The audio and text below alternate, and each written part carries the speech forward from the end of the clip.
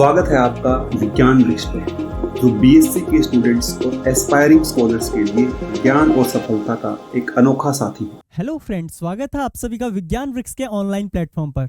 आज हम स्टार्ट करने जा रहे हैं ट्राईऑल्स। ट्राईऑल में हम मेनली डिस्कस करेंगे यहाँ पे ग्लिसरॉल की कहानियां। अब देखो भाई, जब मैंने अल्कोहल की आपको क्लासिफिकेशन कराई थी ना on the basis of number of OH group, तो वहां पे हमने बोला था कि हम अल्कोहल्स को मोनोहाइड्रिक अल्कोहल, जहां पे आपका एक ओएच प्रेजेंट होता है, जहां पे आपका क्या रहता है जी, एक OH यहाँ पे प्रेजेंट होता है, और जहां पे आपके दो OH प्रेजेंट रहेंगे कुछ इस तरीके से, आपके क्या होंगे भाई, एटलीस्ट वहां पे दो डिफरेंट कार्बन पे दो OH ग्रुप प्रेजेंट होंगे। हमने बोला था ये क्या होंगे जी, आपके डाइहाइड्रिक अल्कोहल होंगे। इसी तरीके से जब आपके पास तीन कार्बन हो, एटलीस्ट वहां पे तीन कार्बन हो आपके पास, और तीन कार्बन पे आपके तीन OH ग्रुप लगे हों, तीन कार्बन पे आपके तीन OH ग्रुप लगे हों, तो उन्हें क्या बोला जाता है जी, ट्राईहाइड्रिक अल्कोहल बोला जाता है। अब देखो, अगर आपके एक ही कार्बन पे यहाँ पे अगर दो OH लगे होते हैं, तो हमने क्या बोला था भाई, इनको हम डाइहाइड्रिक अल्कोहल नहीं बोलते हैं, क्योंकि अनस्टेबल होते हैं और क्या करते हैं जी, वाटर मॉलिक्यूल लूज करके करस्पॉन्डिंग कार्बोनिल कंपाउंड में कन्वर्ट हो जाते हैं।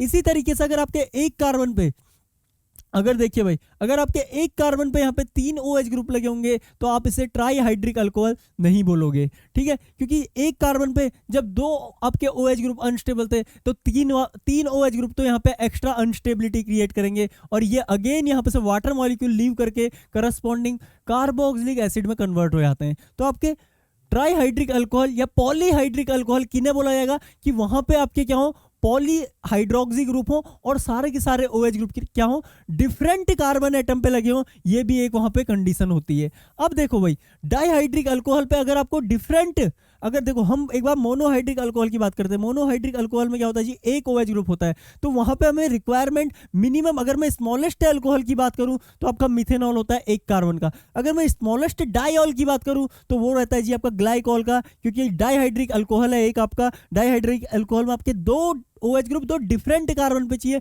तो कम से कम हमें यहाँ पे दो C ग्रुप की जरूरत है, दो CH2 ग्रुप की जरूरत है।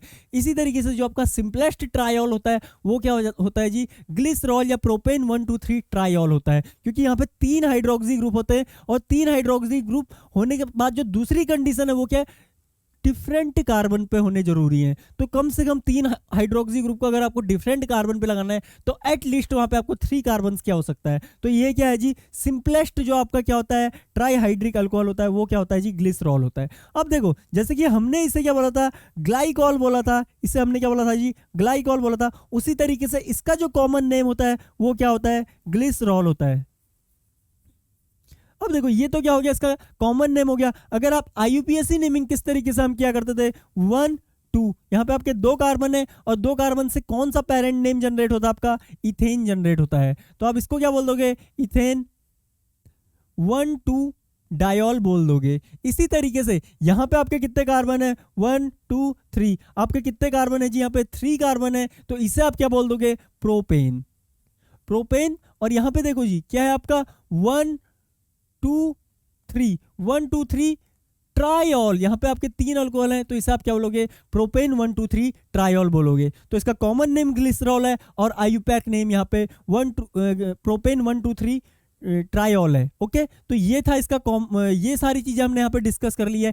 एक चीज नोट कीजिएगा, यहाँ पे जैसे जैसे हम पॉलीहाइड्रोक्सी कंपाउंड की ओर जा रहे हैं या पॉलीहाइड्रिक अल्कोहल की ओर जा रहे हैं, तो आपके नंबर ऑफ OH ग्रुप क्या हो रहे हैं जी, इंक्रीज कर रहे हैं पर मॉलिक्यूल। यहाँ पे पर मॉलिक्यूल क्या रहेगा, आपका एक OH ग्रुप रहेगा मोनोहाइड्रिक अल्कोहल्स में। यहाँ पे पर मॉलिक्यूल आपके कितने OH ग्रुप हैं, 2 OH ग्रुप हैं डाइहाइड्रिक अल्कोहल्स में, और ट्राईहाइड्रिक अल्कोहल में आपके नंबर ऑफ OH ग्रुप पर मॉलिक्यूल कितने हैं जी, 3 OH ग्रुप हैं। तो देखिए, जैसे जैसे OH ग्रुप बढ़ेंगे, तो वैसे वैसे हम क्या बोलेंगे, पर मॉलिक्यूल आपका एक्सटेंट ऑफ हाइड्रोजन बॉन्डिंग क्या होगी, इंक्रीज होगी। और अगर हाइड्रोजन बॉन्डिंग इंक्रीज होगी, तो इनकी प्रॉपर्टीज इनके साथ क्या होती है, चेंज होते जाती है, और इसी चीज को हम आगे स्टडी करेंगे।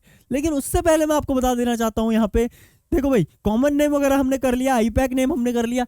एक चीज आपको पता होनी चाहिए कि इनको आइसोलेट कहां से किया जाता है, आपको ये पता होना चाहिए भाई। इनको आइसोलेट कहां से किया जाता है नेचर में, ये आपको पता होना चाहिए। जो ग्लिसरॉल होता है ना, उससे हम आइसोलेट करते हैं bye hydrolysis of oil and fats. अभी हम इसको डिस्कस करने वाले हैं जस्ट नेक्स्ट स्लाइड में। तो चलिए भाई स्टार्ट करते हैं, प्रिपरेशन ऑफ ग्लिसरॉल। ओके, तो ये रही आपके सामने पहली प्रिपरेशन। अब जैसा कि मैंने बोला, हम क्या करते हैं, ग्लिसरॉल को ऑब्टेन करने का सबसे सिंपलेस्ट तरीका क्या है, अब हाइड्रोलिसिस कर दो यहाँ पे ऑयल्स एंड फैट्स की। अब देखो भाई, ऑयल्स और फैट्स की जब हम डेफिनेशन कहते हैं ना, तो वहां पे हम क्या बोलते हैं, ऑयल और फैट क्या होते हैं, आपके ट्राई एस्टर होते हैं ग्लिसरॉल के, ट्राई एस्टर होते हैं ग्लिसरॉल एंड फैटी एसिड्स के। अब देखो भाई, फैटी एसिड्स क्या होते हैं, वहां पे क्या होंगे, आपकी लॉन्ग कार्बन चेन होंगी कुछ इस तरीके से, C17H35 CO2H, ये क्या हो गया आपका एक फैटी एसिड है। इसी तरीके से आप क्या लिख सकते हो, C15H31 CO2H। तो जब आप इनके क्या करते हो, इनके यहाँ पे ट्राई एस्टर बनाते हो, और ट्राई एस्टर बनाने के लिए आपको एक ट्राईऑल की जरूरत होती है। तो देखिए जी, ये नेचर में कुछ इस तरीके से प्रेजेंट रहते हैं, CH2 यहाँ पे आपका OH रहता है, और ये O कंबाइन हो जाता है इसके साथ, और क्या जनरेट कर देगा, इसका एस्टर जनरेट कर देगा। मान लो C17H35 C17H35, और सिमिलरली यहाँ पे भी सेम लिख लो भाई, C17H35। तो ये क्या है जी, आपका एक आपका क्या है यहाँ पे, ये फैटी एसिड नहीं, फैट या ऑयल। अब देखो, फैट क्या होते हैं जी, रूम टेम्परेचर पे सॉलिड होते हैं, जो कि डिपेंड करता है यहाँ पे आपका आर ग्रुप में कितनी अनसैचुरेशन है, टोटल ऑयल है बनेगा या फैट बनेगा, वो डिपेंड करेगा आपके इस आर ग्रुप के। यहाँ पे इसको मैं कुछ इस तरीके से लिख सकता हूँ, RCO2H। तो देखो, ये आर ग्रुप जैसे जैसे क्या होते जाएगा, अनसैचुरेटेड होते जाएगा, तो आपका ऑयल बनने की फेवरेबिलिटी यहाँ पे ज्यादा होती है। इस चीज को हम कभी बाद में, जब हम नेचुरल प्रोडक्ट डिस्कस करेंगे, वहां पे देखेंगे। लेकिन अभी मैं आपको जर्नल आइडिया देता हूँ, और जैसे जैसे ये सैचुरेशन बढ़ते जाता है ना इस आर ग्रुप में, ये जैसे जैसे फुल्ली सैचुरेशन की ओर जाएगा, जैसे कि मैंने यहाँ पे लिखा हुआ है, तो जैसे जैसे सैचुरेशन बढ़ता है तो उन्हें क्या बोलते थे जी, फैट होते हैं वो जनरली रूम टेम्परेचर पे। ओके, अब देखो भाई, इतना हमने डिस्कस कर लिया। अब हमने क्या बोला कि जब हम फैट्स या ऑयल्स का क्या करते हैं, हाइड्रोलिसिस करते हैं, और हाइड्रोलिसिस करते हैं तो यहाँ पे देखो, हाइड्रोलिसिस के लिए आप क्या यूज करोगे, बेस का यूज करोगे। तो आपने क्या किया जी, यहाँ पे बेस यानी कि OH माइनस को यहाँ पे ट्रीट किया। तो OH माइनस आपको पता है किस तरीके से यहाँ पे रिएक्ट करेगा, इस सेंटर पे अटैक करेगा, और ये ऊपर की ओर जाएगा, वापस से क्या है नीचे की ओर आएगा, और यहाँ पे से इसको क्या कर देगा, रिएक्शन मीडियम में आउट कर देगा। ओके, सेम जब आपका दूसरा OH मॉलिक्यूल आएगा, वो क्या करेगा जी, कुछ इस तरीके से यहाँ पे अटैक करेगा इस सेंटर पे, इसको कुछ इस तरीके से मूव करेगा, वापस आएगा और इसको आउट कर देगा, और सेम प्रोसेस इस सेंटर पे होगी, ये आउट हो जाएगा। तो कुल मिला के आपने क्या जनरेट कर लिया भाई, यहाँ पे CH2 यहाँ पे O माइनस, ये एज अ लिविंग ग्रुप क्या होगा, रिएक्शन मीडियम में आउट हो जाएगा। उसके बाद देखो जी, आप जब इसका क्या करोगे, यहाँ पे वापस इसे एक्वस मीडियम में इसका वर्कअप करोगे, तो ये वाटर से क्या करेगा, H+ एक्सेप्ट करके आपका क्या बना देगा, यहाँ पे ग्लिसरॉल यहाँ पे बना देता है। और देखो भाई, यहाँ पे क्या जनरेट हुआ आपका, कार्बोक्सिलेट आयन। ये देखो, ये क्या जनरेट हो रहा है, COONA। यहाँ पे क्या हुआ आपका, देखो जैसे C17H35, यहाँ पे CO माइनस और Na+, ये जो रिएक्शन मीडियम में Na+ बचेगा ना, वो कहाँ जाएगा, इस कार्बोक्सिलेट आयन के पास आएगा। और ये कार्बोक्सिलेट आयन देखो किसका है आपका, ये मैंने क्या बोले थे आपके, क्या होते हैं, ये जो आर ग्रुप थे यहाँ पे, ये क्या होते हैं जी, फैटी एसिड के होते हैं। देखो जो मैंने यहाँ पे RCO2H बोले थे ना, जितने भी, इनको क्या बोला जाता है, फैटी एसिड बोला जाता है। और ये क्या जनरेट हुए, फैटी एसिड्स के कार्बोक्सिलेट आयन जनरेट हुए हैं। और जो फैटी एसिड के कार्बोक्सिलेट आयन होते हैं ना, सोडियम सॉल्ट या पोटेशियम सॉल्ट के साथ, उन्हीं को क्या बोला जाता है जी, सोप बोला जाता है। तो सोप्स क्या होते हैं आपके, जनरली सोप को बोला जाता है, सोप आपके जनरली क्या होते हैं जी, कार्बोक्सिलेट आयन होते हैं किसके, फैटी एसिड्स के। अब देखो भाई, ये जो मैंने ओवरऑल प्रोसेस आपको बताई ना, कि हम क्या करते हैं, ऑयल और फैट का क्या करते हैं, यहाँ पे हाइड्रोलिसिस कराते हैं, या यहाँ पे क्या करते हैं, इनकी हाइड्रोलिसिस करते हैं वाया बेस, और यहाँ पे क्या होता है, हमें ग्लिसरॉल मिलता है। एक्चुअल में ये प्रोसेस इंडस्ट्री में की जाती है, और इंडस्ट्री में ये प्रोसेस ना इस ग्लिसरॉल को ऑब्टेन करने के लिए नहीं की जाती है। इंडस्ट्री में जो ये प्रोसेस है, ये एक्चुअली सोप को प्रोड्यूस करने के लिए की जाती है, इसलिए इस प्रोसेस का नाम क्या होता है, सपोनिफिकेशन होता है। अब देखो जी, अगर आपसे पूछ लिया जाए कि सपोनिफिकेशन रिएक्शन क्या होती है, आप एक जर्नल रिएक्शन, यहाँ पे जर्नल आइडिया दे सकते हो, क्या है सपोनिफिकेशन, हाइड्रोलिसिस ऑफ एस्टर। और किसके एस्टर्स की है, यह फैटी एसिड्स के एस्टर की हाइड्रोलिसिस। और यहाँ पे क्या प्रोड्यूस होता है आपका, यहाँ पे आपका सोप प्रोड्यूस होता है। तो ये सब चीजें आप इस प्रोसेस में यहाँ पे एक्सप्लेन कर सकते हो। ओके, उसके अलावा यहाँ पे क्या है जी, यहाँ पे दूसरी कमाल की बात क्या है ना, आपका मेन प्रोडक्ट क्या है यहाँ पे, ये सोप आपका क्या है जी, मेन प्रोडक्ट है। और यहाँ पे क्या होता है, as a by product, as a waste product हमें क्या मिलता है, ग्लिसरॉल मिलता है, जिसको हम आइसोलेट करके यहाँ पे क्या करते हैं, इसको आइसोलेट कर लेते हैं और उसके बाद इसको कॉमर्शियल यूज या क्या एकेडमिक यूज में यूज किया जाता है भाई। तो एक्चुअल में ये क्या है, ये सोप की प्रोडक्शन में जो बाई प्रोडक्ट आपका फॉर्म हुआ उसको हम क्या उस वहीं से हम क्या करते हैं, जर्नली हम ग्लिसरॉल को यूज करते हैं। तो ये क्या रहता है, बाई प्रोडक्ट रहता है सपोनिफिकेशन रिएक्शन का, ये चीज भी आपको पता होनी चाहिए। अब देखो भाई, एक रिएक्शन तो ये थी, कैसे ऑब्टेन किया, by saponification of oils and fats, पहली प्रोसेस ये है। अब बढ़ते हैं अगले मेथड की ओर को। अब देखो जी, अगला जो मेथड है ना, वहां पे हम क्या करेंगे, एक सिंपलेस्ट हाइड्रोकार्बन से क्या करने वाले हैं भाई, हाइड्रोकार्बन से इसकी सिंथेसिस करने वाले हैं। अब देखो, अगर मैं आपसे पूछ लूं कि हमारे ग्लिसरॉल में कितने कार्बन थे, तो आप बोलोगे सर 3 कार्बन थे, क्योंकि हमारा क्या होता है, सिंपलेस्ट ट्राइऑल होता है, और सिंपलेस्ट ट्राइऑल होने के लिए यहाँ पे 3 OH ग्रुप होंगे, और 3 OH को डिफरेंट कार्बन पे अटैच होना है, तो एटलीस्ट यहाँ पे कितने होने चाहिए, 3 आपके कार्बन पॉसिबल, 3 आपके कार्बन होने चाहिए। तो यहाँ पे इसका कुछ इस तरीके से स्ट्रक्चर होता है, देखिए भाई।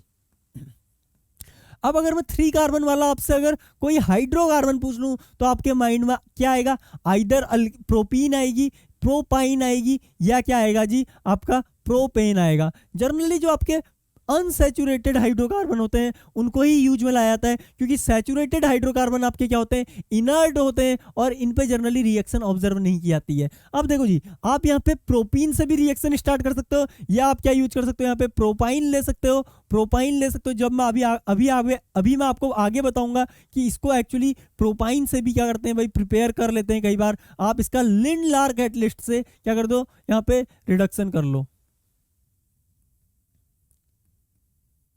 लिंडलार कैटलिस्ट से। लेकिन अभी हम क्या करते हैं, एक बार प्रोपीन से रिएक्शन पढ़ते हैं और इसके बाद प्रोपाइन से भी पढ़ लेंगे। तो देखो जी, जब हम प्रोपीन की बात करेंगे ना, तो प्रोपीन को जब यहाँ पे क्या होता है, हम क्या करेंगे, किसी हेलोजन के साथ ट्रीट करेंगे, तो जनरली यहाँ पे क्या होता है, ये रिएक्शन जो हेलोजन्स की होती है वो डबल बॉन्ड पे ऑब्जर्व की जाती है, कुछ इस तरीके से। यहाँ पे क्या होता है, आपका क्लोरोनियम आयन बनेगा कुछ इस तरीके से, और जो दूसरा क्लोरीन होगा वो अपना बॉन्ड यहाँ से ब्रेक कर रहा होगा, और वो क्या करता है जी, इस सेंटर पे या इस सेंटर पे अटैक करके आपका क्या फॉर्म करता है, नॉर्मली आपका यहाँ पे CH3, आपका यहाँ पे क्या आ जाएगा, Cl आ जाएगा, और दूसरा Cl यहाँ पे आ जाएगा, ये CH2 हो जाएगा, ये CH हो जाएगा। ठीक है, कुछ इस तरीके का हमें प्रोडक्ट मिलना चाहिए था, लेकिन हमें जो प्रोडक्ट मिला है वो कुछ और तरीके का है भाई। अब देखो, ये यहाँ पे ऐसा इसलिए होता है ना, क्योंकि देखो भाई, यहाँ पे थोड़ा सा अगर आप रिएक्शन कंडीशंस को देखोगे, ये देखिए जी, टेम्परेचर यहाँ पे कितना हाई दिया हुआ है, और हाई टेम्परेचर पर जो रिएक्शन होती है ना, वहाँ पे क्या होता है, आपका बॉन्ड क्लीव होके यहाँ पे रेडिकल दे देता है,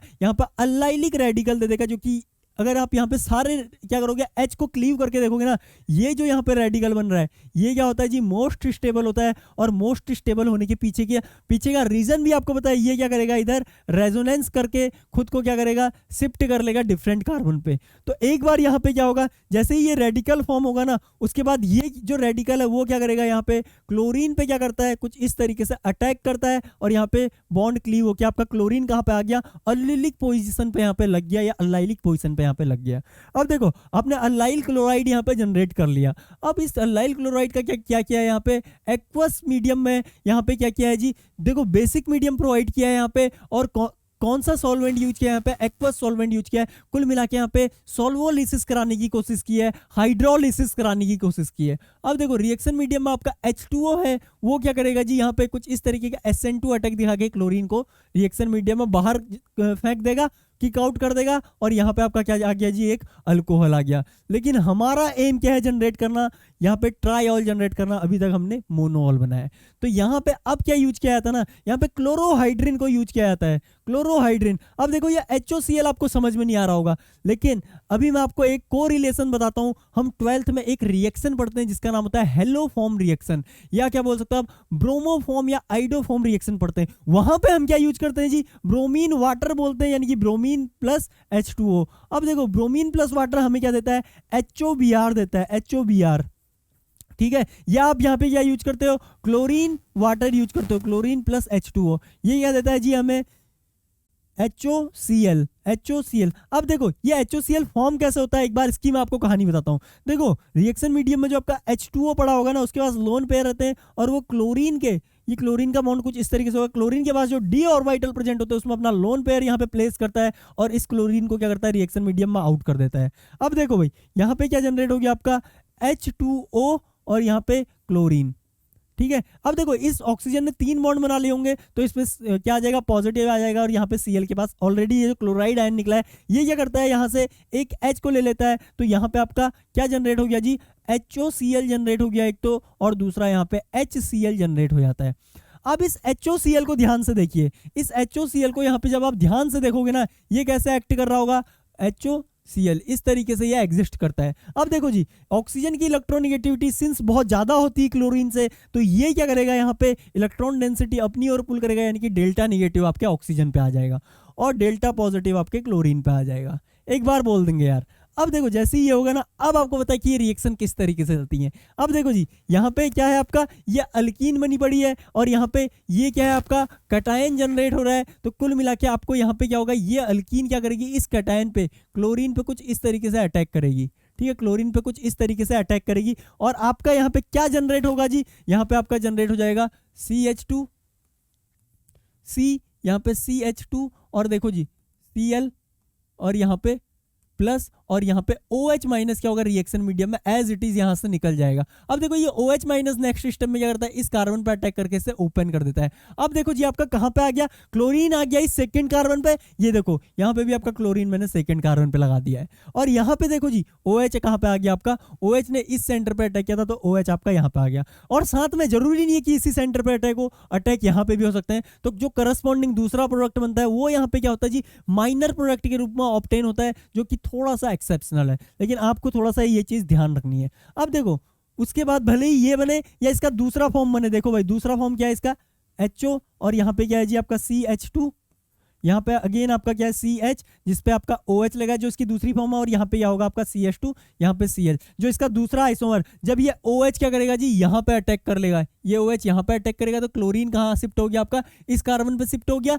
तो ये क्या है उसकी दूसरी फॉर्म है। और इसके नेक्स्ट स्टेप में क्या किया है ना, यहाँ पे NaOH का यूज किया है, तो ये क्या करेगा, इस Cl को यहाँ से बाहर कर देगा, इस Cl को यहाँ से बाहर करेगा, तो दोनों का ही हाइड्रोलिसिस प्रोडक्ट आपको क्या नजर आएगा, एक सेम हाइड्रोलिसिस प्रोडक्ट नजर आएगा जिसका स्ट्रक्चर कुछ इस तरीके का होगा। एक बार बोल देंगे यार ये चीज आपको समझ में आई या नहीं, एक बार बोल देंगे, ठीक है। अब देखो इस तरीके से हमने यहाँ पे क्या जनरेट कर लिया जी, ग्लिसरॉल इस तरीके से हमने यहाँ पे जनरेट कर लिया। और ये क्या था हमारा ग्लिसरॉल जनरेट करने का दूसरा मेथड था। फर्स्ट क्या था, बाय सपोनिफिकेशन ऑफ आपका फैटी एसिड, आपका fats and oil. Fats and oil का जब सपोनिफिकेशन करते हैं तो वहां पे क्या होता है, सोप जनरेट होता है, लेकिन उस सोप बनाने की प्रोसेस में क्या होता है, हमारा जो बाई प्रोडक्ट जनरेट होता था वो क्या था जी, ग्लिसरॉल था। हम उसे क्या करते हैं, आइसोलेट करते हैं एंड देन यूज में लाते हैं। अब देखो भाई इस रिएक्शन को आपको एज सच याद रखना है, क्योंकि ये जो इंटरमीडिएट यहाँ पे बन रहा है ना, ये जो इंटरमीडिएट यहाँ पे बन रहा है ये क्या है जी, थोड़ा एक्सेप्शनल है, इसलिए इसे आपको याद रखना है। यहाँ पे मेजर प्रोडक्ट क्या बनता है आपका, ये वाला बनता है। इसका जो दूसरा आइसोमर जिसमें आपका क्या होगा, आपका OH यहाँ पे होगा, क्लोरीन यहाँ पे होगी, वो क्या बनता है, माइनर बनता है। लेकिन उससे हमें फर्क नहीं पड़ता, क्योंकि दोनों का हाइड्रोलिसिस होकर हमें क्या मिल रहा है जी, यहाँ पे दोनों का हाइड्रोलिसिस होकर हमें यहाँ पे ग्लिसरॉल मिल रहा है। अब बढ़ते हैं इसकी नेक्स्ट सिंथेसिस की ओर को। अब देखो भाई जो इसकी नेक्स्ट सिंथेसिस है ना, वह एक्चुअल में, अब देखो भाई जो नेक्स्ट सिंथेसिस है ना इसकी, वह एक्चुअल में कहाँ से है, प्रोपाइन से है। प्रोपाइन से, अभी मैंने आपसे बोला था कि हमने प्रोपीन से तो बात कर ली, अब प्रोपाइन से कैसे बनाए। प्रोपाइन का स्ट्रक्चर होता है कुछ इस तरीके का। और देखो बार्थेलॉट एक साइंटिस्ट थे जिन्होंने क्या किया, प्रोपाइन को डायरेक्ट ना लेके क्या किया, प्रोपाइन को रिएक्शन मीडियम में जनरेट किया। अब देखो कैसे जनरेट किया, यहाँ पे इन्होंने प्रोपाइन को जनरेट करने के लिए देखो क्या क्या एलिमेंट आप ले सकते हो, कार्बन प्लस H2 गैस, तो यही सेम चीज इन्होंने ली और यहाँ पे 2:1 का लिया, ठीक है। आपका कार्बन जो यहाँ पे प्रेजेंट था 2 इक्विवेलेंट में लिया और हाइड्रोजन गैस यहाँ पे 1 इक्विवेलेंट में, और इसे इलेक्ट्रिक आर्क की प्रेजेंस में, यानी कि इलेक्ट्रिक आर्क प्रोवाइड किया, और वहाँ पे जब इलेक्ट्रिक आर्क प्रोवाइड की होगी तो इलेक्ट्रिक आर्क के थ्रू इनको क्या किया, एक्साइट किया, और इनको क्या किया, डिसोसिएट किया, एक्साइट करके डिसोसिएट किया, और इनकी क्या हुई, यहाँ पे कपलिंग होकर आपको क्या फॉर्म होती है, यहाँ पे असिटिलीन यहाँ पे फॉर्म होती है, या इथाइन यहाँ पे फॉर्म होती है। अब देखो जी, अब देखो यहाँ पे क्या यूज किया है इन्होंने, बर्च रिएजेंट। अब आपको बर्च रिएजेंट की थोड़ा सा कुछ कहानियां पता होनी चाहिए। देखो बर्च रिएजेंट का जब आप अल्कीन पे क्या करते हो, यूज करते हो ना, और आपकी अल्कीन क्या हो,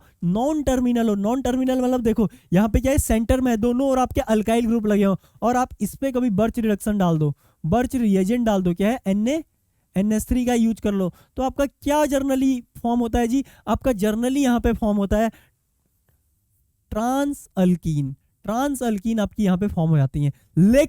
लेकिन ध्यान रखना ये कब होगा, जब आपकी नॉन टर्मिनल होगी अल्कीन। नॉन टर्मिनल का मतलब क्या है जी, अभी आपको समझ में आ जाएगा जब मैं आपको टर्मिनल वाली बताऊंगा। नॉन टर्मिनल का मतलब क्या है, अल्कीन सेंटर के दो और अल्काइल ग्रुप लगाओ। अगर यहाँ पे क्या होगा, आपका अल्कीन सेंटर में एक और हाइड्रोजन आ गया और एक और अल्काइल ग्रुप आ गया ना, तो देखो ये क्या है, टर्मिनल, पूरी अल्काइल चेन क्या है, एक और का है, और एक कोने पे क्या है आपका, एक कोने पे आपकी लगी हुई है यहाँ पे अल्कीन चेन। इसको क्या बोल दिया जाता है, यहाँ पे टर्मिनल बोल दिया जाता है, टर्मिनल अल्काइन। अब देखो टर्मिनल अल्काइन अगर आपको ऐसे समझ में नहीं आ रही ना, तो ध्यान रखिएगा, अगर कभी भी किसी अल्काइन पे हाइड्रोजन प्रेजेंट है, अगर किसी भी अल्काइन पे कभी भी हाइड्रोजन प्रेजेंट है, तो उन्हें क्या बोल दिया जाता है, टर्मिनल अल्काइन बोल दिया जाता है, टर्मिनल अल्काइन। और देखो जब आप टर्मिनल अल्काइन पे सेम रिएजेंट डालते हो, अब याद कीजिए मैंने आपको अल्कोहल और डाइहाइड्रिक अल्कोहल में एक बात पढ़ाई थी कि जब आप किसी मेटल को किसी एक्टिव हाइड्रोजन के साथ ट्रीट करते हो ना, वहां पे और कोई रिएक्शन नहीं होगी, सिर्फ और सिर्फ एसिड बेस रिएक्शन होगी, और आपका एक्टिव हाइड्रोजन किसकी फॉर्म में निकल जाएगा, H2 गैस की फॉर्म में क्या होगा, लिबरेट हो जाएगा। और आज भी मैं आपको पढ़ाऊंगा ये चीज, जब हम ट्राईहाइड्रिक अल्कोहल की एसिडिटी की बात करेंगे, उनके OH के जो हाइड्रोजन होंगे जब उनको ट्रीट किया जाएगा सोडियम मेटल के साथ, उसी तरीके की सेम रिएक्शन सोडियम मेटल के साथ आपने क्या कर दिया भाई, अल्काइन का हाइड्रोजन क्या कर दिया, यहाँ पे ट्रीट किया, और ये क्या होता है, सफिशिएंटली क्या होता है, यहाँ पे एसिडिक होता है, तो ये क्या करता है, यहाँ पे लिबरेट कर देता है H2 गैस, और आपका सोडियम सॉल्ट यहाँ पे जनरेट कर देता है। तो ध्यान रखिएगा, आपका कभी भी टर्मिनल अल्काइन अगर आप लेते हो, तो यहाँ पे क्या होते हैं, आपके रिडक्शन ना होके, यहाँ पे आपके रिडक्शन ना होके आपका क्या होता है, ये सॉल्ट बन जाता है, सॉल्ट बनता है, ये चीज आपको ध्यान रखनी है। तो यही सेम रिएक्शन देखो भाई, टर्मिनल अल्काइन, तो इसका क्या पकड़ लिया इसने, H किसकी फॉर्म में निकाल दिया, H2 गैस की फॉर्म में यहाँ से लिबरेट कर दिया, और इसका सोडियम सॉल्ट यहाँ पे बना दिया जी, C-Na+। अब देखो यहाँ पे अगर मैं इस मिथाइल आयोडाइड को कुछ फुल फ्लैश फॉर्म में लिखूं, इसको ओपन करके अगर लिखूं, तो आपको पता है कि आयोडीन क्या होता है, आपका इलेक्ट्रोनिगेटिव एटम होता है, स्लाइटली इलेक्ट्रोनिगेटिव एटम होता है। तो ये क्या करता है जी, यहाँ से इलेक्ट्रॉन डेंसिटी अपनी ओर विड्रॉ करता है थ्रू इंडक्टिव इफेक्ट, और जैसे ही अपने ऊपर डेल्टा निगेटिव क्रिएट करेगा, और तो साथ में यहाँ पे आपके कार्बन के पास क्या क्रिएट हो जाएगा जी, यहाँ पे डेल्टा पॉजिटिव क्रिएट हो जाएगा। अब देखिए डेल्टा पॉजिटिव, और यहाँ पे क्या आपका कंप्लीट नेगेटिव चार्ज भरा पड़ा है, तो ये क्या करेगा, इस डेल्टा पॉजिटिव पर अटैक मार के इस आयोडाइड को क्या कर देगा, बाहर भगा देगा। और आयोडाइड तो एक अच्छा लिविंग ग्रुप होता भी है। तो यहाँ पे आपका क्या जनरेट हो गया, देखो ये फ्रेगमेंट मैंने यहाँ पे एज इट इज लिखा, और यहाँ पे हमने क्या लगा दिया जी, मिथाइल ग्रुप लगा दिया। तो आपने कुल मिला के यहाँ पे प्रोपाइन जनरेट कर लिया यार। और यहीं से तो हम क्या बोल रहे थे, यहाँ से भी तो हम जनरेट कर सकते हैं। और जब आप इस प्रोपाइन का क्या करते हो जी, प्रोपाइन का यहाँ पे क्या करोगे आप, लिंडलार कैटलिस्ट से, जो कि क्या होता है H2PD, नहीं H2PD के साथ यहाँ पे कोई पॉइजनिंग रिएजेंट डाला होगा, BaSO4 या कैल्शियम कार्बोनेट, कुछ इस तरीके का यहाँ पे रिएजेंट डाला होगा। तो वहां पे क्या होता है, आपका कंप्लीट रिडक्शन ना होके, वरना क्या हो सकती है, हाइड्रोजनेशन के केस में तो ये इसके बाद फर्दर रिड्यूस हो जाएगा, आपका अल्केन बना देगा। इसलिए हमें यहाँ पे कंट्रोल्ड रिएजेंट की जरूरत होती है, क्योंकि हमें प्रोपीन के स्टेज पे रोकना होता है। अब देखो प्रोपीन के स्टेज पे कैसे रोका जाता है इसे, आप लिंडलार कैटलिस्ट का यहाँ पे यूज करते हो। अब देखो जी, जो लिंडलार कैटलिस्ट होते हैं वो जनरली जब आपकी अल्कीन होती है, सेंट्रल अल्कीन या नॉन टर्मिनल अल्कीन होती है, तो इनको क्या करती है जी, सिस डबल बॉन्ड में क्या कर देती है, कन्वर्ट कर देती है।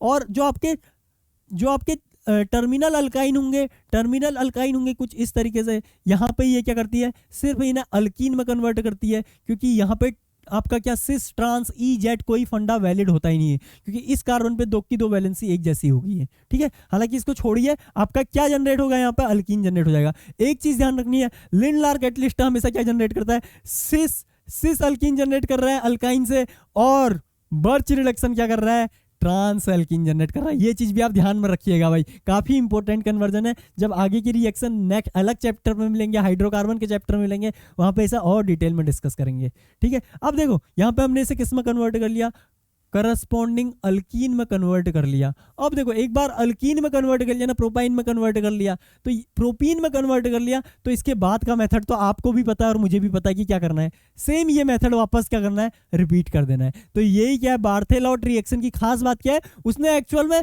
ग्लिसरॉल बनाने की यहाँ पे जरूरत नहीं की, उसने यहाँ पे ग्लिसरॉल बनाने का आइडिया नहीं निकाला। उसने क्या निकाला, ग्लिसरॉल बनाने के लिए कौन सा प्रीकर्सर यूज हो रहा है, उसने देखा प्रोपाइन, यहाँ पे प्रोपीन बन रही है, तो प्रोपीन से क्या जनरेट कर रहे हो आप, यहाँ पे ग्लिसरॉल बना रहे हो। तो उसने क्या बोला, अगर मैं प्रोपीन बना लूँ ना एक बार, तो वहां से ग्लिसरॉल बनाने का आइडिया तो पहले से ही प्रपोज्ड है, तो उसने प्रोपीन जनरेट की, उसके बाद सेम यही पाथ फॉलो करके अपना क्या किया, अपनी सिंथेसिस यहाँ पे प्रेजेंट की। अब देखो जी, ये थी आपकी बर्थेलॉट सिंथेसिस। बर्थेलॉट सिंथेसिस में आपने क्या किया, कुल मिला के आपने same mechanism, same reaction follow करनी थी, बस आपने प्रिकर्सर यहाँ पे कैसे बनाना है वो देखना है। तो प्रिकर्सर आप कैसे बनाओगे, यहाँ पे एलिमेंटल फॉर्म लेके चलोगे, और एलिमेंटल फॉर्म में क्या है भाई, यहाँ पे कार्बन और हाइड्रोजन को फर्स्ट में इलेक्ट्रिक आर्क के साथ ट्रीट करके आपने क्या जनरेट किया, एसिटिलीन यहाँ पे जनरेट की, और एसिटिलीन को हमने बर्च रिएजेंट के साथ ट्रीट किया, और सोडियम सॉल्ट एसिटिलीन का जनरेट किया। उस सोडियम सॉल्ट में क्या किया भाई, हमने मिथाइल आयोडाइड को ऐड किया, तो आपका एसिटिलीन सॉल्ट ने as a nucleophile methyl iodide पे अटैक किया, और वहां पे क्या जनरेट कर दिया, आपका प्रोपाइन जनरेट कर दिया, प्रोपाइन जनरेट कर दिया। और उस प्रोपाइन से हमने कहाँ पे आए, प्रोपीन पे आए, कैसे, लिंडलार कैटलिस्ट के थ्रू, लिंडलार कैटलिस्ट के थ्रू। आप यहाँ पे बर्च रिड्यूसिंग रिएजेंट का यूज नहीं कर सकते, क्यों, क्योंकि ये अगेन क्या है, टर्मिनल अल्काइन है, और टर्मिनल अल्काइन क्या होती है, रिड्यूस होती ही नहीं है, यही तो मैंने बताया, रिड्यूस नहीं होती, ये क्या कर देती, करस्पॉन्डिंग सॉल्ट बना लेती है। इसलिए आप यहाँ पे वापस से इस कंडीशन का यूज नहीं करोगे, तो हमें कोई दूसरा यहाँ पे रिड्यूसिंग कंडीशन चाहिए थी, तो हमने लिंडलार कंडीशन यहाँ पे यूज की। ओके, इतना आप समझिए होगे। इसके बाद तो वापस क्या करना, जो पहले हमने सिंथेसिस डिस्कस की है, जो हमने इसके बाद इस पे क्या Cl2 गैस पास करनी है हाई टेम्परेचर 773 केल्विन पे, और अल्लाइल क्लोराइड बना लेना है। उसके बाद उसके हाइड्रोलिसिस करके वहाँ पे अल्लाइल अल्कोहल बनाना है। उसके बाद उस पर HOCl का एडिशन करके हमने क्या जनरेट करना है जी, क्लोरोहाइड्रिन वहाँ पे बना लेना। क्लोरोहाइड्रिन के बाद उसका क्या कर लेना है, फिर से सॉल्वोलिसिस या हाइड्रोलिसिस करके ग्लिसरॉल बना लेना है। जो सेम प्रोसेस इससे पहले डिस्कस की है वही इसके बाद फिर से लिख देनी है हमें। ओके भाई, इसके साथ हमारी क्या होती है ना, method of preparation of glycerol क्या होती है, यहीं पे एंड होती है। अब मूव करते हैं इनकी फिजिकल प्रॉपर्टीज की ओर को, और फिजिकल प्रॉपर्टीज की ओर को मूव करने से पहले एक बार मैं आपको क्या बता देता हूं। यहाँ पे मैंने आपसे बोला था ध्यान रखना, पर मॉलिक्यूल क्या आपके 3 हाइड्रोजन बॉन्ड है, 3 हाइड्रोक्सिल बॉन्ड है, यहाँ पे हाइड्रोक्सिल ग्रुप है, 3 हाइड्रोक्सिल ग्रुप है, तो यहाँ पे जो रिलेटिव हाइड्रोजन बॉन्डिंग होगी ना वो क्या होगी, बहुत ज्यादा होगी। अब इसके कॉन्सिक्वेंसेज आपको इस फिजिकल प्रॉपर्टी में देखने को मिलेंगे। अब देखो जी, फिजिकल प्रॉपर्टीज में हमें 4 चीजें, मेनली 3 चीजें देखनी होती है, और कभी कभार एक चौथी चीज जिसको अभी मैं डिस्कस करूंगा। देखो जी, पहली चीज हमें पता होनी चाहिए यहाँ पे फिजिकल अपीयरेंस, फिजिकल अपीयरेंस की, वो दिखती कैसे, उसकी स्मेल कैसी, उसका टेस्ट कैसा है, ये हमें पता होना चाहिए। उसके अलावा हमें उसका बॉइलिंग पॉइंट की थोड़ा इंफॉर्मेशन होनी चाहिए। बॉइलिंग पॉइंट के बाद अगर मैं आपसे बात करूं तो हमें उसकी सॉल्युबिलिटी की वहाँ पे कहानियां पता होनी चाहिए कि वो किस टाइप के सॉल्वेंट में यहाँ पे डिजोल्व होगा, किस में क्या रहेगा, अनडिजोल्व रहेगा। सॉल्युबिलिटी, और सॉल्युबिलिटी की अगर मैं बात करूं, यहाँ पे हमें उसकी विस्कोसिटी के बारे में भी पता होना चाहिए जी। अब देखो, जब मैं फिजिकल अपीयरेंस की बात करता हूँ ना, फिजिकल अपीयरेंस में आपको क्या देखना होता है जी, पहले तो वो किस तरीके का दिखता है, ठीक है, उसका कलर क्या है, तो सबसे पहले हमें कलर का पता होना चाहिए। उसके बाद हमें वहाँ पे पता होनी चाहिए उसकी स्टेट बोले तो solid, liquid, gas, plasma, super cooled substance, किस में वो एग्जिस्ट कर रहा है ये हमें पता होना चाहिए। और अगर स्टेट के बाद हमें क्या पता होना चाहिए, उसका टेस्ट या स्मेल, टेस्ट आपको कुछ भी पता हो, ठीक है। ये तो अगर मैं कलर की बात करूं, मैंने आपको पहली ही क्लास में बताया था, आपके जितने भी क्या होते हैं अल्कोहल होते हैं, भले ही वो मोनोहाइड्रोक्सी हो, डाईहाइड्रोक्सी हो, या आपके ट्राईहाइड्रोक्सिल अल्कोहल हो, वो सब क्या होते हैं जी, ट्रांसपेरेंट होते हैं, ट्रांसपेरेंट कलरलेस होते हैं, ट्रांसपेरेंट कलरलेस, ये भी ध्यान रखिएगा, कलरलेस। और उसके बाद देखिए जी, स्टेट मैंने आपसे उस टाइम पे बोला था, जो आपके लाइटर अल्कोहल होंगे वो क्या होंगे जी, लिक्विड नेचर के होते हैं, और जैसे जैसे मॉलिक्यूलर मास बढ़ता है ना, हायर जो अल्कोहल होते हैं वो क्या होते हैं जी, वैक्सी सॉलिड होते हैं आपके। तो ये क्या है, आपका सिंपलेस्ट ट्रायोल है। सिंपलेस्ट ट्रायोल बोले तो लो मॉलिक्यूलर वेट वाला स्पीसीज है, और लो मॉलिक्यूलर वेट बोले तो ये क्या होगा, लिक्विड होगा जी, लिक्विड होगा, ठीक है। स्मेल मैंने आपको बताई थी, इनकी स्मेल कैसी रहती है, sweet smell and sweet taste. तो देखो, इसीलिए हमने क्या बोला, स्वीट होने की वजह से इन्हें ग्लाइकॉल या ग्लिसरॉल बोला जाता है। डाइहाइड्रिक अल्कोहल को हमने ग्लाइकॉल बोला था, और इसको हम क्या बोलते हैं, ग्लिसरॉल बोलते हैं। क्यों, क्योंकि स्वीट टेस्ट की वजह से, स्वीट टेस्ट। तो ये सब चीजें भी आपको पता होनी चाहिए। उसके बाद बात करते हैं इनके बॉइलिंग पॉइंट की। अब अगर मैं आपसे पूछ लूँ ना, यहाँ पे एक मैं लेता हूँ सिंपलेस्ट, आपका क्या सिंपलेस्ट यहाँ पे अल्कोहल, मोनोहाइड्रिक अल्कोहल, एक सिंपलेस्ट आपका डाईहाइड्रिक अल्कोहल, और एक सिंपलेस्ट आपका ट्राईहाइड्रिक अल्कोहल, जो कि हमारा आज मॉलिक्यूल ऑफ इंटरेस्ट है, जिसको हम स्टडी कर रहे हैं। यहाँ पे ग्लिसरॉल की मैं बातें कर रहा हूँ भाई, ट्राईहाइड्रिक अल्कोहल में मैं ग्लिसरॉल की यहाँ पे बातें कर रहा हूँ। अब देखो, मैंने आपको बताया था कि आपका बॉइलिंग पॉइंट क्या होता है, जिस टेम्परेचर पे आपका क्या होता है, आपके मॉलिक्यूल क्या होते हैं, लिक्विड स्टेट से जाने लगते हैं आपकी गैसियस स्टेट में, यानी कि लिक्विड स्टेट से वहाँ पे वेपराइज होके या इवेपोरेट होके कहाँ जा रहे हैं, आपके गैसियस स्टेट में जा रहे हैं। यानी कि देखो, आपके अगर मॉलिक्यूल जब मैं किस में रख दूँ, एक मान लो मैंने कंटेनर में रख दिया इस तरीके से आपके लिक्विड को, और ये लिक्विड है, और जब मैं इसे हीट करना स्टार्ट करूंगा, इसके मॉलिक्यूल क्या होंगे, इनके मॉलिक्यूल की थर्मल एनर्जी बढ़ना स्टार्ट होगी, और थर्मल एनर्जी बढ़ेगी तो ये क्या होंगे, ऊपर की ओर को मूव करना स्टार्ट करेंगे। और देखो जी, जो ये नीचे के मॉलिक्यूल है, ये क्या करेंगे, इनको पकड़ना स्टार्ट करेंगे, क्योंकि इनके बीच में कुछ इंटरमॉलिक्यूलर फोर्स ऑफ अट्रैक्शन भी रहा होगा। अब देखो, ये इंटरमॉलिक्यूलर फोर्स ऑफ अट्रैक्शन जितना ज्यादा होगा, बोला था मैंने, जितना ज्यादा होगा, हमें उतनी ज्यादा यहाँ पे हीट देनी पड़ेगी, उतनी ज्यादा यहाँ पे हीट देनी पड़ेगी इनको यहाँ से इस बॉक्स के बाहर ले जाने के लिए। तो देखो, यहां से मैं क्या बोल सकता हूँ, इतनी ज़्यादा हीट देनी पड़ेगी, यानी कि उसका मतलब क्या है, हमें उतना हाई टेम्परेचर वहां पे अचीव करना पड़ेगा उनको इवेपोरेट करने के लिए, यानी कि उतना हाई क्या होगा, उनका बॉइलिंग पॉइंट होगा। तो यहां से एक चीज़ मैं बोल सकता हूँ, आपका बॉइलिंग पॉइंट क्या होगा जी, बॉइलिंग पॉइंट आपका डायरेक्टली प्रोपोर्शनल होगा intermolecular force of attraction.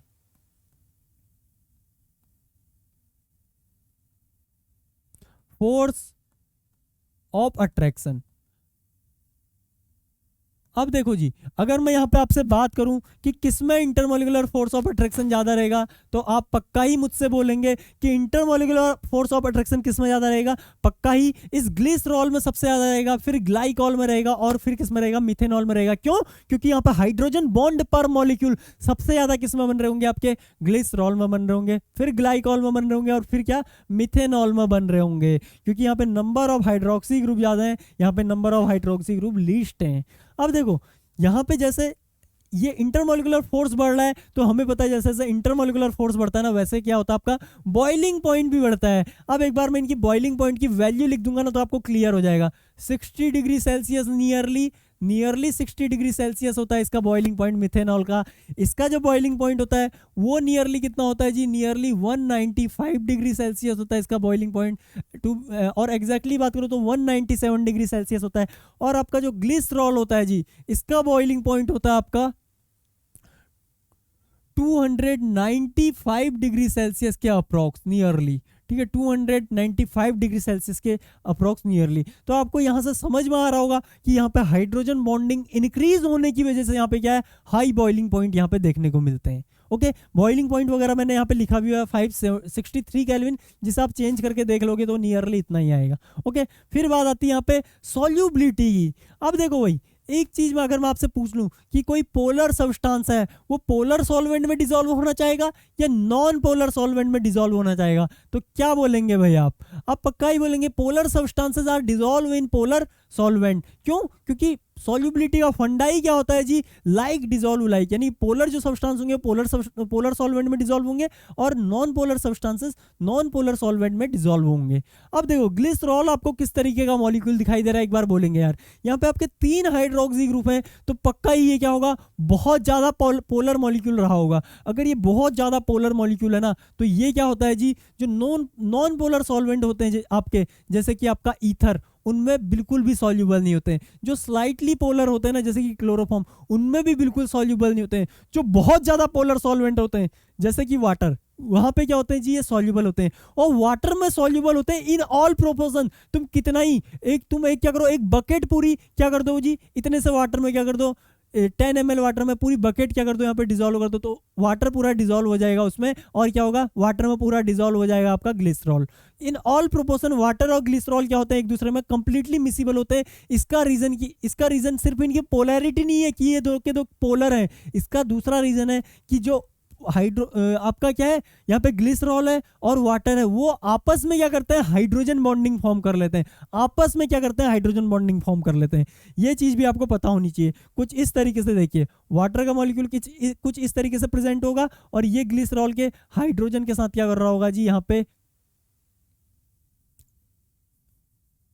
O और यहाँ पे आपका क्या है CH2 और यहाँ पे अगेन कुछ इस तरीके से आपके OH यहाँ पे कुछ इस तरीके से लगे होंगे। तो ये क्या करते हैं जी, इस तरीके से यहाँ पे हाइड्रोजन बॉन्डिंग करते हैं। और ये हाइड्रोजन बॉन्डिंग भी क्या रहती है, एक रीजन रहती है यहाँ पे कंप्लीट मिसिबिलिटी या कंप्लीट सॉल्युबिलिटी का। तो यहाँ पे मैंने लिखा है it is miscible with water and alcoholic solvent. Alcohol भी क्या होते हैं जी, अल्कोहल भी हाइड्रोजन बॉन्ड फॉर्म कर सकते हैं, तो और पोलर भी होते हैं ऊपर से। तो ये ऑल जितने भी आपके क्या होंगे वाटर लाइक सॉल्वेंट होंगे जो हाइड्रोजन बॉन्डिंग कर पाते हैं, उनमें क्या होते हैं जी, कंप्लीटली डिसॉल्व हो जाते हैं इन ऑल प्रोपोर्शन, लेकिन इनसॉल्युबल होते हैं किसमें, ईथर या आपके जो स्लाइटली पोलर सॉल्वेंट होते हैं क्लोरोफॉर्म टाइप के। ये चीज भी अब आपको समझ में आ गई होगी। अब एक बार क्या करते हैं, इसकी लास्ट टर्म फिजिकल प्रॉपर्टी जिसको मैं विस्कोसिटी यहाँ पे बोल रहा हूँ, विस्कोसिटी को भी एक बार अंडरस्टैंड कर लेते हैं। अब देखो भाई, अगर मैं आपसे पूछ लूँ विस्कोसिटी होती क्या है, तो आप क्या बोलेंगे, विस्कोसिटी को एक्चुअल में क्या बोलते हैं ना, जो फ्रिक्शनल फोर्स होते हैं लिक्विड्स में, जो फ्रिक्शनल फोर्स होते हैं लिक्विड्स या टू बी मोर प्रिसाइज अगर मैं बात करूं फ्लूइड्स में, फ्लूइड्स के फ्रिक्शनल फोर्स को क्या बोला जाता है, आपका विस्कोसिटी बोला जाता है। अब फ्लूइड्स में देखो आपकी लिक्विड गैसेस वो सारे सब्सटेंस आएंगे जिनमें फ्लो होने की टेंडेंसी होती है, लेकिन आज हम डिस्कस करेंगे विस्कोसिटी ऑफ ग्लिसरॉल जो कि एक लिक्विड सब्सटेंस है। कुल मिला के हम यहाँ पे विस्कोसिटी ऑफ लिक्विड्स को पहले डिस्कस करेंगे और उसके बेसिस पे मैं आपको विस्कोसिटी ऑफ ग्लिसरॉल को भी यहाँ पे बता दूंगा। अब देखो जी, अगर मैं आपसे बोलूं कि मैंने ग्लिसरॉल या कोई भी लिक्विड एक टेस्ट ट्यूब या एक कंटेनर में यहाँ पे रखा है और मैंने इसको क्या किया, पलट के यहाँ पे किसी सरफेस पे फेंक दिया, तो ये क्या करेगा जी, कुछ इस तरीके से आगे को मूव करेगा, इस डायरेक्शन में मूव कर रहा होगा। जो इसके फ्रंट में यहाँ पे मॉलिक्यूल होंगे ना, कुछ इस तरीके से यहाँ फ्रंट के जो मॉलिक्यूल होंगे वो क्या कर रहे होंगे जी, आगे की ओर मूव करने की कोशिश करेंगे। लेकिन जो यहाँ पे जो दूसरी या तीसरी लेयर में मॉलिक्यूल होंगे वो क्या करेंगे जी, मान लो कुछ इस तरीके से इतनी डिस्टेंस पे, वो क्या करेंगे, इनके साथ इंटरेक्शन दिखाएंगे और इनके साथ अट्रैक्शन एनर्जी की वजह से वो इस फॉरवर्ड वाले फोर्स को क्या करेंगे जी, ये जो अट्रैक्शन लग रहा है यहाँ पे ये इसको अपोज करेगा। अगर ये इसको अपोज कर रहा होगा तो यहाँ से मैं बोल सकता हूँ कि जो ज्यादा इसे अपोज करेगा, यानी कि जिनमें ये इंटरमोलिकुलर फोर्स जितना ज्यादा होगा, इंटरमोलिकुलर फोर्स जितना ज्यादा होगा उतना ही क्या होगा, यहाँ पे ये रेजिस्टेंस इंक्रीज होगा। और इसी रेजिस्टेंस या इसी फ्रिक्शन को तो हमने क्या बोला था, विस्कोसिटी बोला था। तो यहां से मेरे को क्या पता लगा जी, विस्कोसिटी क्या होती है आपकी, डायरेक्टली प्रोपोर्शनल होती है इंटरमोलिकुलर फोर्सेस। अब एक चीज ध्यान रखिएगा, इस फंडे को कहीं गैस में मत लगा देना। मैंने पहले ही बोल दिया कि हम आज लिक्विड के पर्सपेक्टिव से बात कर रहे हैं, क्योंकि हमारा जो ग्लिसरॉल है ना वो क्या है, खुद एक लिक्विड है। अब देखो जी, यहां से मैंने बोला कि विस्कोसिटी क्या है जी, इंटरमोलिकुलर फोर्सेस के डायरेक्टली प्रोपोर्शनल होता है। तो यहां से अगर मैं आपसे पूछ लूं कि ग्लिसरॉल और ग्लाइकॉल किसमें आपका ज्यादा विस्कोसिटी होगा, तो देखो ग्लिसरॉल में आपके 3 OH बॉन्ड OH ग्रुप होते हैं, हाइड्रोक्सिल ग्रुप होते हैं, जबकि आपके ग्लाइकॉल में सिर्फ 2 हाइड्रोक्सी ग्रुप होते हैं। अब देखो यहाँ 3 हाइड्रोक्सी ग्रुप है तो यहाँ पे हाइड्रोजन बॉन्डिंग ज्यादा होगी, तो इंटरमोलिकुलर फोर्स ज्यादा होंगे, और इंटरमोलिकुलर फोर्स ज्यादा होंगे तो आपका विस्कोसिटी भी ज्यादा होगा। तो यहाँ पे विस्कोसिटी जो ग्लिसरॉल की होती है ना वो ज्यादा होती है बहुत, और ज्यादा होती ही नहीं है, वो किससे ज्यादा होती है, आपके ग्लाइकॉल से भी ज्यादा होती है। और इसका रीजन आपको पता है कि यहाँ पे क्या होती है, हाइड्रोजन बॉन्डिंग का एक्सटेंट क्या होता है, बहुत ज्यादा होता है। ठीक है, तो यहाँ पे हमारी क्या होती है, सारी की सारी फिजिकल प्रॉपर्टी खत्म होती है। और आज के लेक्चर को हम यहीं पे स्टॉप करेंगे, मिलेंगे नेक्स्ट लेक्चर में जहाँ पे हम इनकी केमिकल प्रॉपर्टीज को स्टडी करेंगे। Till then, thank you, bye bye.